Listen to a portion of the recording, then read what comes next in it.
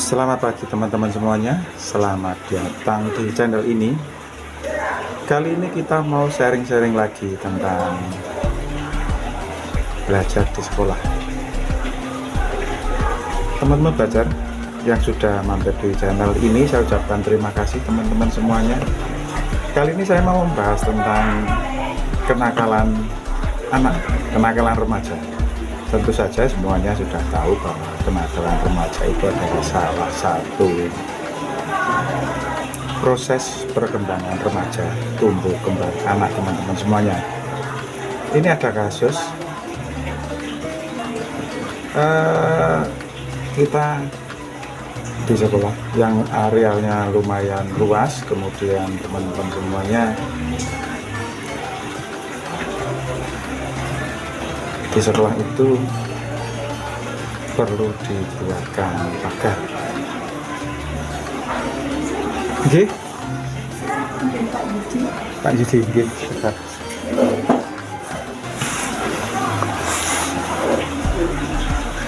Jadi begini teman-teman, mungkin ada iklan. Saya ulangi lagi bahwa di sekolah kami itu, kasusnya di sekolah kami itu arealnya cukup luas, terus di daerah pegunungan, terus di sekeliling perlu pagar. Kalau di depan lumayan permanen teman-teman semuanya, tapi yang di belakang itu pakai pagar berduri. Mungkin ya darurat ya, karena kondisi sekolah yang memang perlu pagar.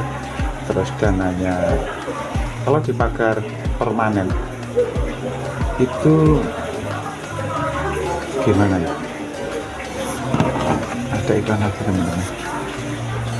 Lagi, jadi di pagar itu pagar kawat beberapa kali itu diperbaiki, masalahnya dibobol, maksudnya itu disingkap atau mungkin talinya dilepas untuk anak-anak lewat di situ, dan itu sudah beberapa kali diperbaiki, tetapi ya tetap seperti itu. Jadi perlu dipahami bahwa pelanggaran-pelanggaran kenakalan remaja itu banyak faktor yang menetapkan. Bisa faktor intern, bisa faktor ekstern atau internal ataupun eksternal teman-teman semuanya. Internal itu dari dirinya sendiri, yang dia belajar dari keluarganya, dari selama hidupnya dia belajar menaati aturan-aturan atau tata krama. Yang eksternalnya atau eksternnya itu dari teman-teman atau lingkungannya, kenapa dia melakukan itu. Jadi ya seperti itu, penyadaran-penyadarannya walaupun sudah dilakukan, tetapi ya perlu waktu lagi, karena anak-anak itu cenderung gimana ya, kalau di lingkungan sekolah biasanya kucing-kucingan dan sebagainya dengan bapak ibu guru atau gimana, dan itu wajar. Gimana saya katakan wajar? Karena hal-hal seperti itu ya perlu pendampingan. Setiap anak itu punya potensi untuk melakukan hal yang baik ataupun potensi untuk melakukan hal yang kurang baik teman-teman semua. Mungkin bapak ibu guru atau orang tua mungkin lebih paham. Kalau anak-anak ya seperti itulah, anak-anak sifatnya melanggar.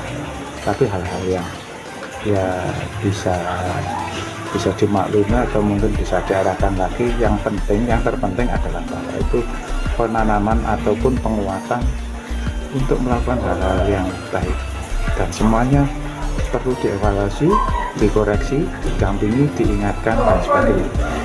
Gimana kalau dengan hal seperti itu harus dihukum atau mendapatkan reinforcement, dihukum?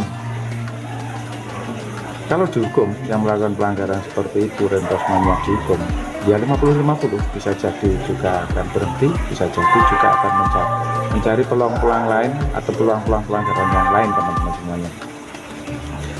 Kenapa yang melakukan pelanggaran dihukum? Bagaimana yang tidak melakukan pelanggaran harus juga ada hadiahnya, seperti itu kalau dibalikan seperti itu. Jadi penyadaran yang intens, terus kita peduli dengan hal-hal tersebut, mungkin lebih bagus teman-teman. Itu sharing ya teman-teman, mungkin juga iya, mungkin juga enggak. teman-teman semuanya atau sahabat-sahabat belajar semuanya, teman-teman belajar semuanya bisa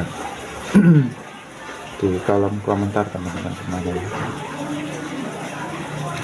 Seperti itu contoh sederhana, walaupun itu sederhana tetapi imbasnya itu sangat luar biasa.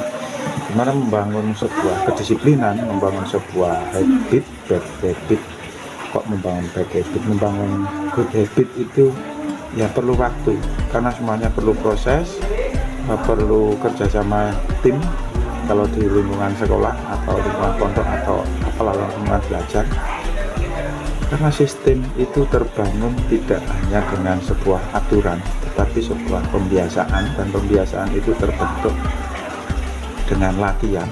Karena membentuk pembiasaan atau sebuah perilaku juga butuh hal-hal yang sangat intens, sehingga menumbuhkan sebuah kesadaran sehingga kita bisa berbuat disiplin teman-teman. Jadi pada kesimpulannya bahwa sebuah perilaku itu perlu latihan, dan latihan itu perlu proses. Dalam proses itu memerlukan campur tangan orang lain atau sebuah lingkungan atau sebuah notabene sebuah tata tertib. Walaupun sebenarnya tata tertib itu sebuah gambaran aturan secara umum sehingga kita bisa melakukan hal-hal yang baik teman-teman semuanya. Terima kasih sudah mengikuti channel ini. Kita bisa belajar bersama. Kritik saran silahkan komentar di kolom komentar teman-teman semuanya. Sampai ketemu di video selanjutnya. Terima kasih. Wassalamualaikum warahmatullahi wabarakatuh.